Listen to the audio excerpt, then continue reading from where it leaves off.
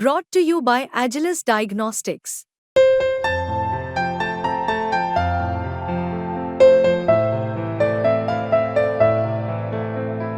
Agilus Diagnostics.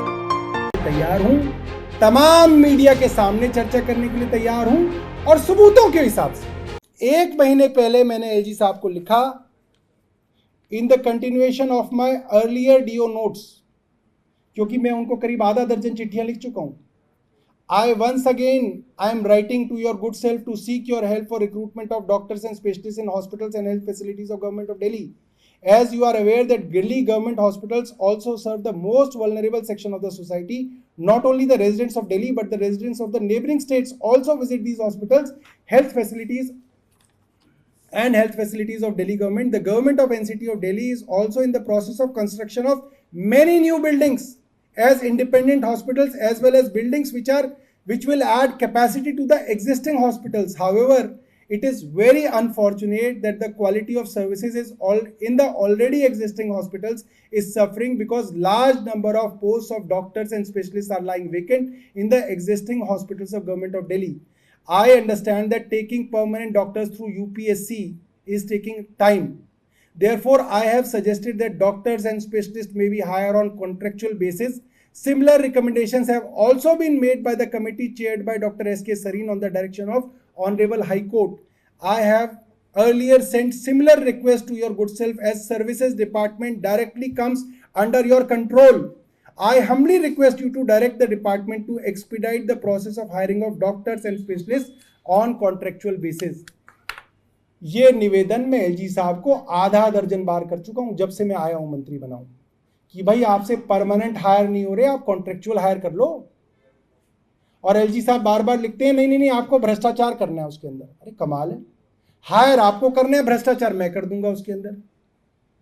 और जो मैं रिकमेंडेशन कर रहा था पिछले 6 खतों के अंदर, 5-6 खत लिखे हैं मैंने, वही रिकमेंडेशन दिल्ली हाई कोर्ट द्वारा बनाई गई एसके सरीन कमेटी ने भी की।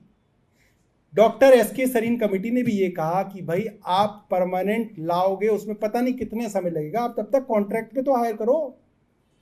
आप हायर क्यों नहीं कर रहे? क्योंकि सिर्फ और सिर्फ एक मकसद है, दिल्ली सरकार के अस्पतालों के अंदर डॉक्टर ना हो, स्पेशलिस्ट ना हो, पैरामेडिक ना हो, नर्स ना हो, फार्मासिस्ट ना हो, डिस्पेंसरियों में फार्मासिस्ट ना हो, और दिल्ली के लोग जो है त्राही त्राही करें, बेचारा गरीब आदमी बिना इलाज के मर जाए, ये कोशिश है। और बेशर्मी है। इतने खत दिखा रहा हूं मैं एलजी साहब से कहता हूं कि आप जो ये चोरी छुपे जो है, ये छुप छुप के जो नोट भेजते हो प्रेस को, इससे कोई फायदा नहीं। मैं as a health minister LG साहब को इनवाइट कर रहा हूं, मैं उन्हें न्योता दे रहा हूं, मीडिया के सामने एक सार्थक चर्चा कर लेते हैं इस विषय पे। आइए तो सही। ये अपने ऑफिस के पीछे से झूठे नोट्स भिजवाने से क्या होगा? उससे तो कुछ हल नहीं होगा।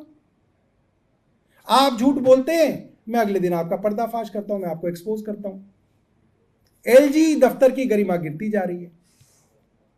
एलजी साहब से मेरा निवेदन है, आप जब कहें, जिस दिन कहें, जिस स्थान पे कहें, मैं एलजी साहब से इस विषय पे चर्चा करने के लिए तैयार हूं, तमाम मीडिया के सामने चर्चा करने के लिए तैयार हूं, और सबूतों के हिसाब से एविडेंस बेस्ड चर्चा करेंगे। ऐसा नहीं कि मैं कुछ बोल रहा हूं, वो कुछ बोल रहे हैं। मैं कुछ बोलूंगा उसको तथ्यों के साथ, एविडेंस के साथ, कागज के साथ, डॉक्यूमेंट्स के साथ मैं मीडिया के सामने रखूंगा कि साहब मैं ये सेंटेंस बोल रहा हूं और इस सेंटेंस का ये जो है, ये एविडेंस है, ये इसका सबूत है। एलजी साहब एक सेंटेंस बोले, उसका सबूत दे दें।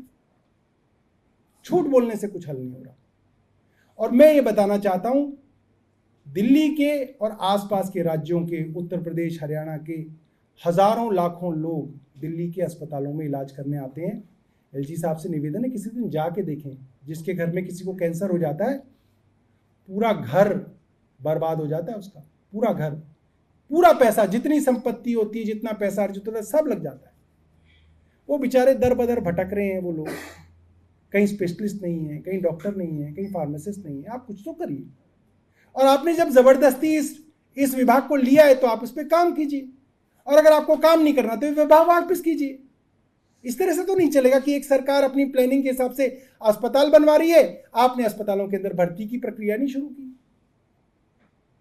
बहुत बहुत धन्यवाद। मुझे लगता है जो करोड़ों रुपए जो बर्बाद होंगे उसके लिए एलजी कार्यालय और एलजी साहब के अधीन आने वाला सर्विसेज डिपार्टमेंट और सेक्रेटरी हेल्थ जिम्मेवार होने चाहिए और उनकी जांच की जानी चाहिए।